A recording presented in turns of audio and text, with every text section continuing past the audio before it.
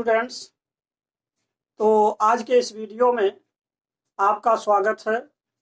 आज हम चर्चा करेंगे ट्रांसफॉर्मेशन का जो दूसरा टॉपिक है, सिंपल एंड कॉम्प्लेक्स सेंटेंस। कहने का अभिप्राय यह है interchange of simple and complex sentence.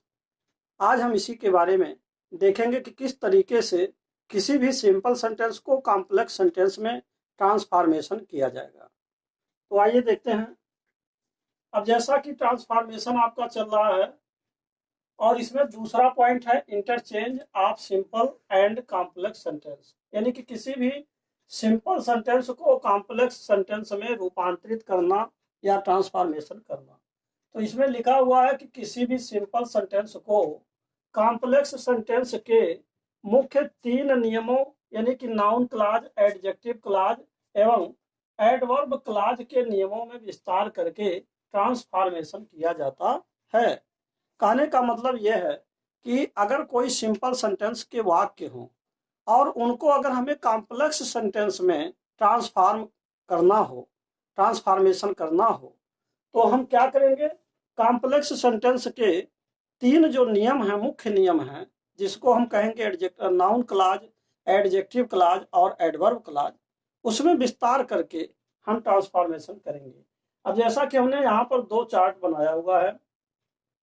पहला चार्ट आपका है सिंपल सेंटेंस के लिए जो 8 रूल्स हैं उसको मैंने यहाँ लिखा है, और दूसरा कॉम्प्लेक्स सेंटेंस के जो मूल 3 नियम है जैसे नाउन क्लॉज, एडजेक्टिव क्लॉज और एडवर्ब क्लॉज, इनके बारे में यहाँ लिखा हुआ है।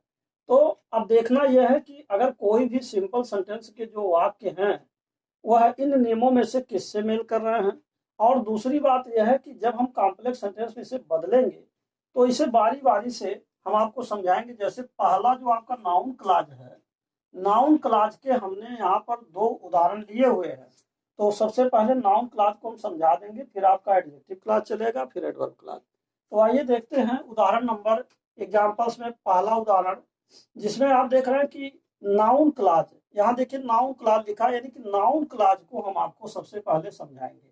तो सबसे बात पहले ये समझ लिया जाए कि नाउन क्लॉज क्या है। जैसा कि आपको सिंथेसिस में इसके बारे में डिटेल्स आपको समझाया जा चुका है कि किसी भी कॉम्प्लेक्स सेंटेंस की रचना के लिए noun clause, adjective clause, adverb clause क्या होते हैं, और वह हमने सिंथेसिस में विस्तार से समझा दिया है।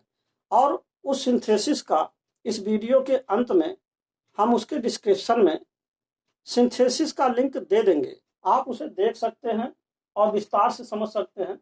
तो वहां पर आपको समझाया गया है कि नाउन क्लॉज जो होता है वह हिंदी भाषा के अक्षर का से उच्चारित होता है।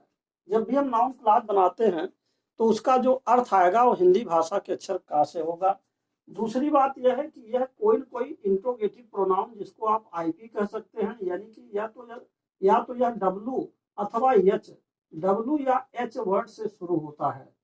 कहीं ना कहीं जब भी आप नाउन क्लॉज बनाते हैं तो इंट्रोगेटिव प्रोनाउंस की जरूरत पड़ती है, जो कि वह डब्लू अथवा अंग्रेजी भाषा का अक्षर डब्लू या एच से शुरू होता है, जिसमें आपका what, where, why, how, when आदि आते हैं।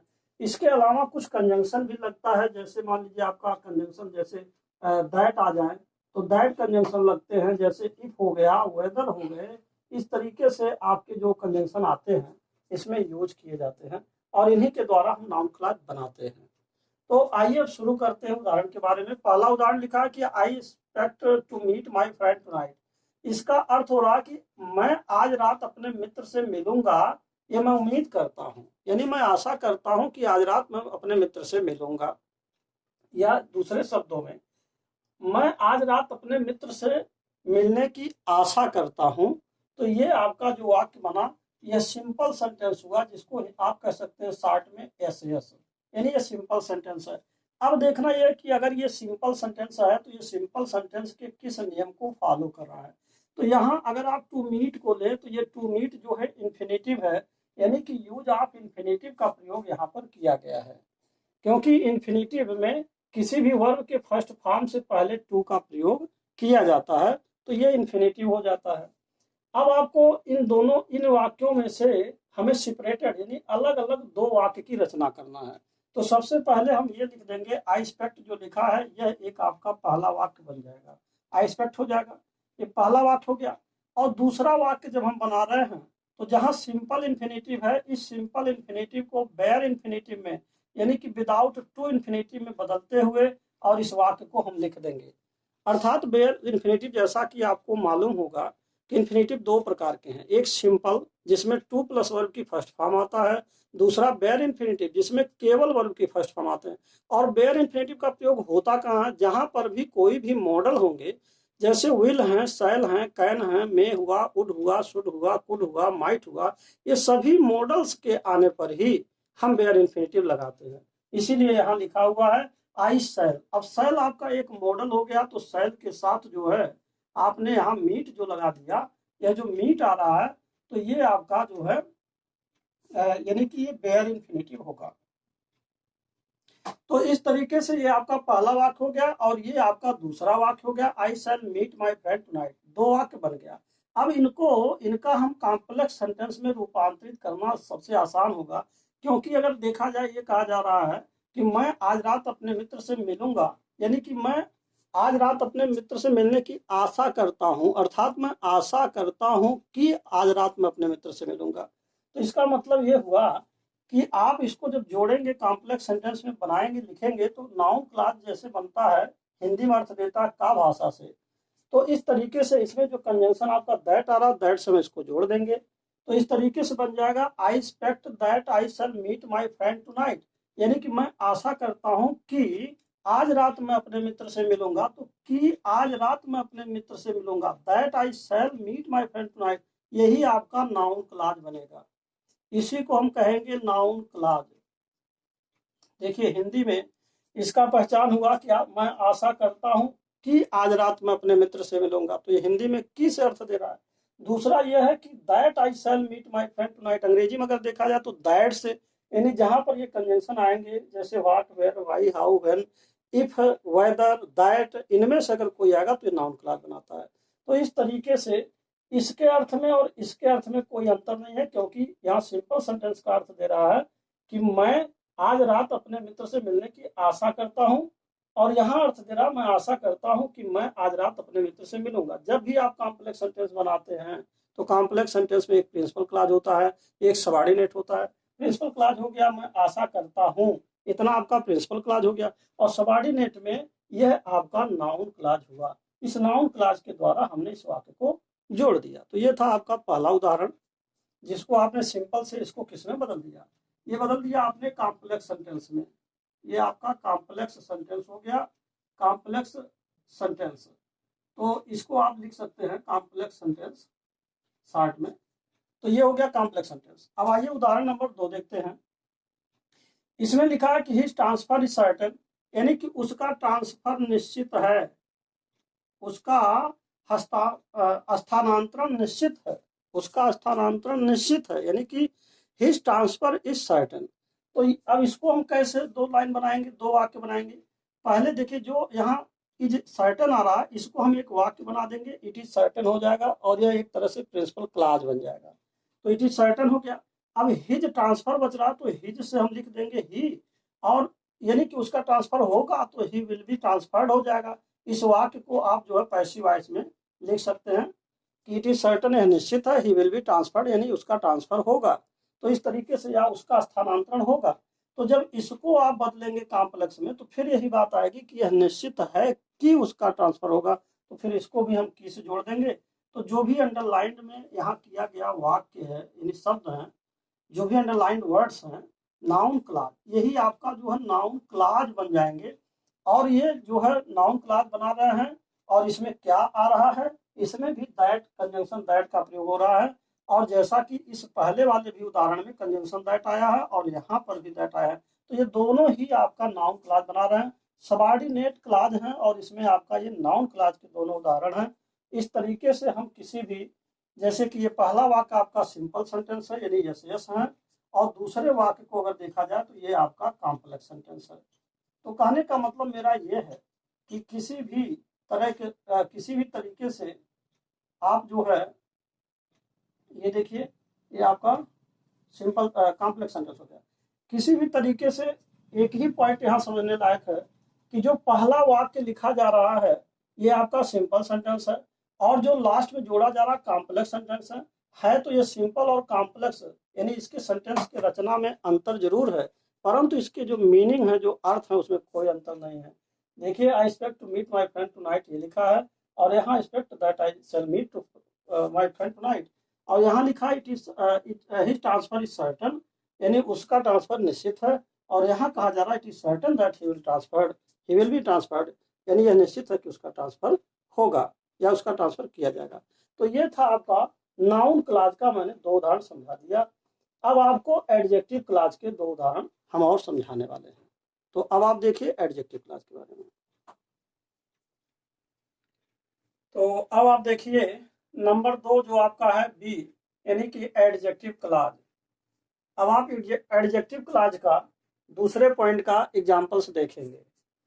तो देखिए दूसरा है एडजेक्टिव क्लाज। अगर हम इसको बनाते हैं तो यह हिंदी वर्ण जा से उच्चारित होता है। पहली बात, कहने का मतलब यह है एडजेक्टिव क्लाज का हिंदी में जब अर्थ आएगा तो हिंदी भाषा के अक्षर जा से उच्चारित होगा।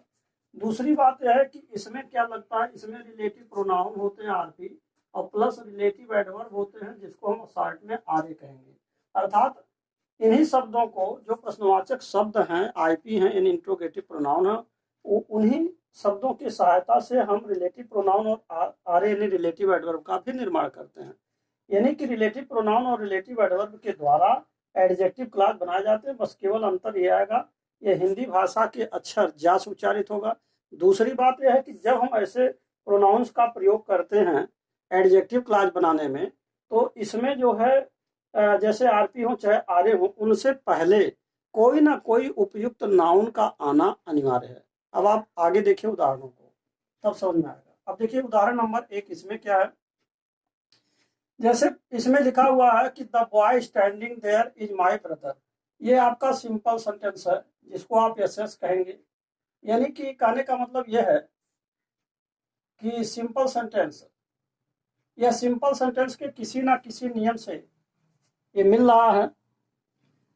तो कैसे मिल रहा, द बॉय स्टैंडिंग देयर। अब यहाँ जो स्टैंडिंग देयर आ रहा है, यानी कि वहां खड़ा हुआ लड़का मेरा भाई है। तो ये आपका जो है पहला जो नियम यहाँ आ रहा है, यूज ऑफ पार्टिसिपल, पार्टिसिपल के द्वारा इसको जोड़ा गया।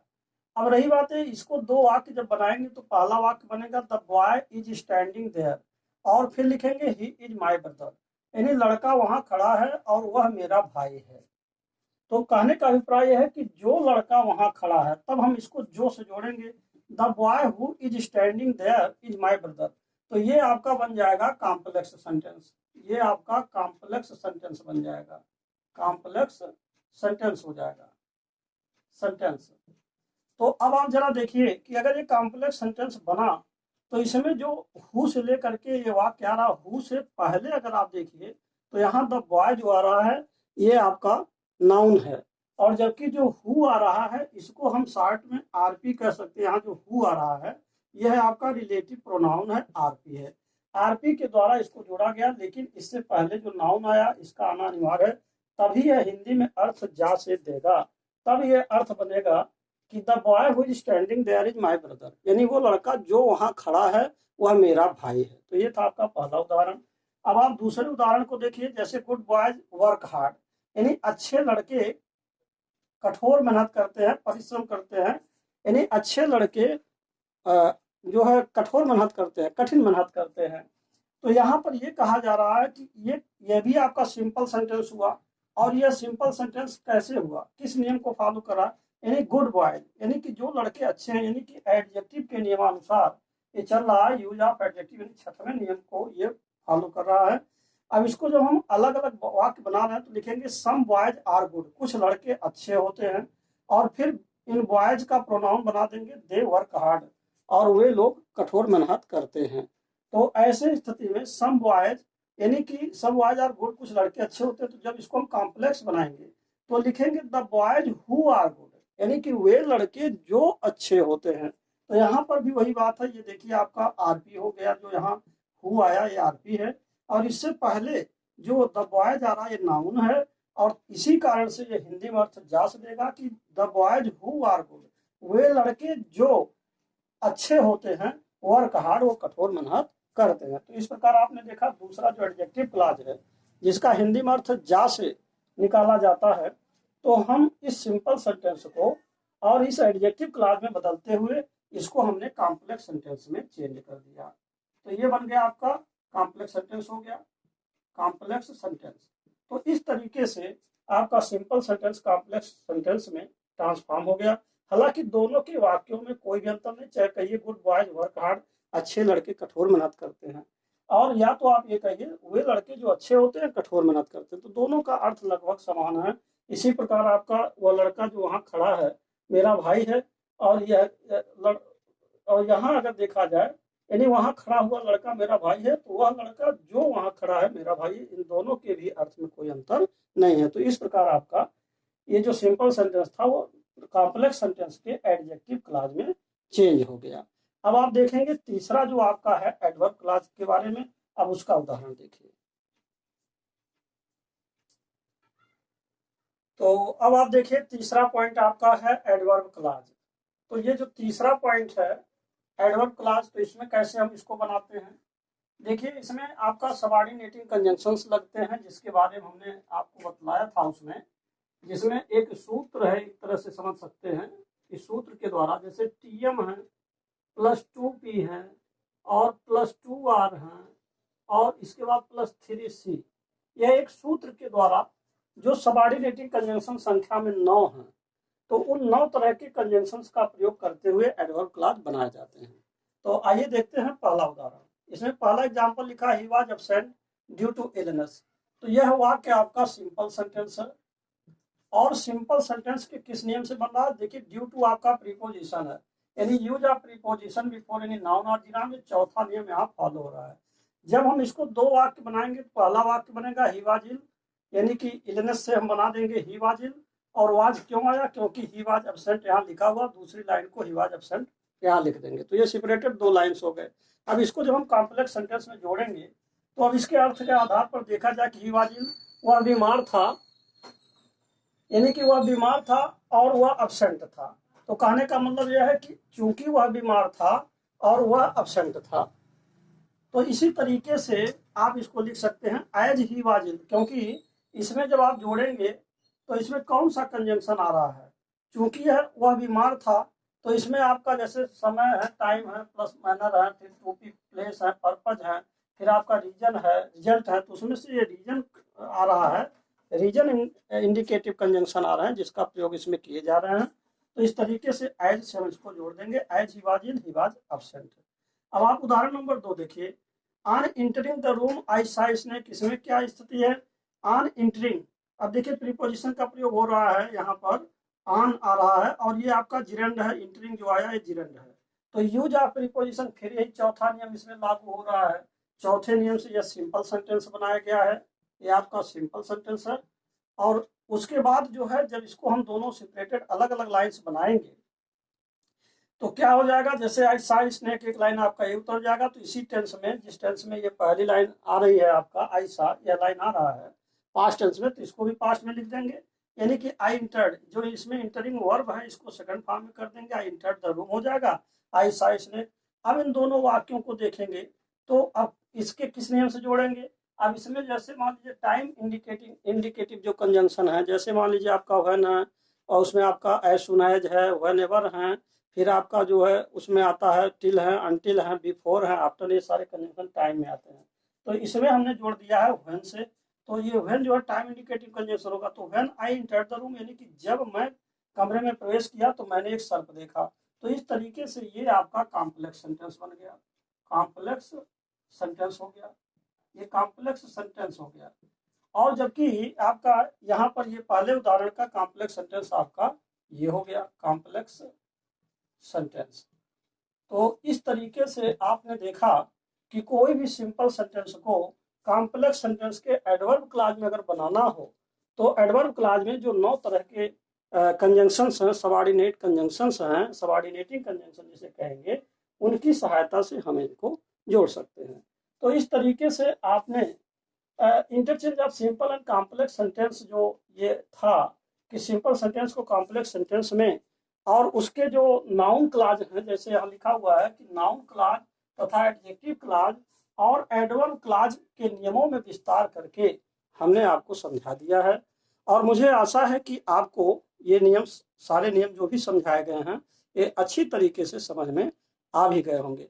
अब इसी के साथ ही साथ ये वीडियो यहीं पर समाप्त होता है। और मैं अंत में आपसे यही कहूँगा कि यदि आप मेरे चैनल पर पहली बार हैं, तो कृपया मेरे चैनल को सब्सक्राइब अवश्य कर दें, साथ ही साथ बेल आइकन भी प्रेस कर दें, जिससे कि जो भी नए-नए वीडियोज़ मैं बना रहा हूँ, उसका नोटिफिकेशन आप तक पहले पहुँच सके और आप उसका समुचित लाभ भी उठा सकें। And finally, thanks for watching this video.